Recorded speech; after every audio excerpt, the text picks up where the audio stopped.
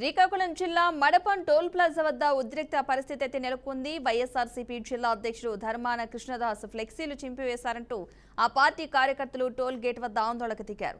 నానా హంగామా సృష్టిస్తూ వాహనాలను నిలిపివేయడంతో వాహనదారులు తీవ్ర ఇబ్బందులు ఎదుర్కొంటున్నారు. టోల్ ప్లాజా ఇరువైపులా కిలోమీటర్ల మేర వాహనాలు నిలిచిపోయాయి. సమాచారం అందుకున్న పోలీసులు ఘటనా స్థలానికి చేరుకుని పరిస్థితిని అదుపులోకి తీసుకొచ్చే ప్రయత్నం చేస్తున్నారు.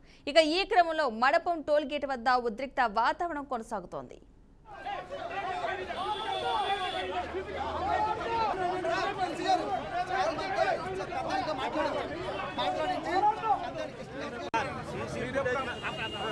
సీసీ ఫుటేజ్ మాకు అక్కర్లేదు సార్.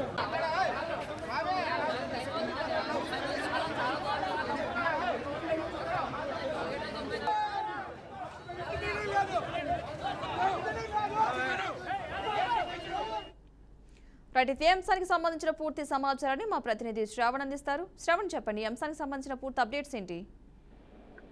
Thank you Padma.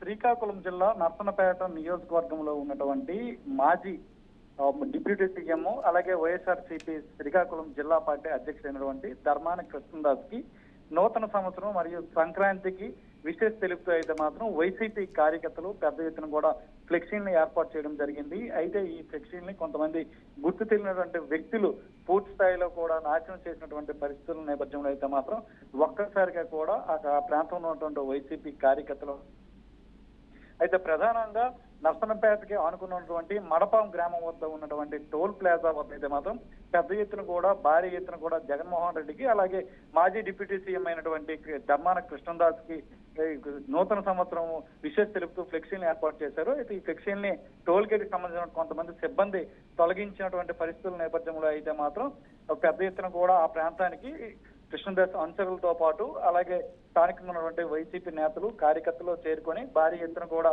ఆ ప్రాంతంలో గొడవకు దిగినటువంటి పరిస్థితి ఉంది. ఈ నేపథ్యంలోనే స్థానికంగా ఉన్నటువంటి టోల్ ప్లాజా సిబ్బంది పోలీసులకు కూడా సమాచారం ఇచ్చారు. ఇచ్చినప్పుడు కూడా పోలీసులు అక్కడ ఉన్నటువంటి పరిస్థితిని సమీక్షించి అదుపులోకి తీసుకున్న ప్రయత్నం చేస్తున్నప్పుడు కూడా కృష్ణదాస్ తో సంబంధించినటువంటి అనుచరులు పెద్ద ఎత్తున రెచ్చిపోయి టోల్ గేట్ వద్ద అన్ని బూతులను కూడా ఒక్కసారిగా మూసివేసినటువంటి పరిస్థితుల నేపథ్యంలో నేషనల్ హైవేపై రాకపోకలన్నీ కూడా నిలుపుదల అయినటువంటి పరిస్థితుల నేపథ్యంలో పెద్ద ఎత్తున కూడా ఆ ప్రాంతంలో గందరగోళ పరిస్థితులు ఏర్పడ్డాయి. దాదాపు కూడా 4 కిలోమీటర్ల మేర పూర్తి స్థాయిలో రాకపోకలన్నీ కూడా స్తంభించినటువంటి పరిస్థితి ఉంది. అయితే ఇందులో ఎమర్జెన్సీ వాహనాలు సైతం నిలిపివేసినటువంటి పరిస్థితి ఉంది. అంటే వైసీపీ ఉన్నటువంటి కార్యకర్తలు నేతలు చేసిన రచ్చ ఏ విధంగా ఉన్నది కూడా చేసుకోవచ్చు. అయితే మనం స్క్రీన్ మీద కూడా చాలా స్పష్టంగా చూస్తున్నాం.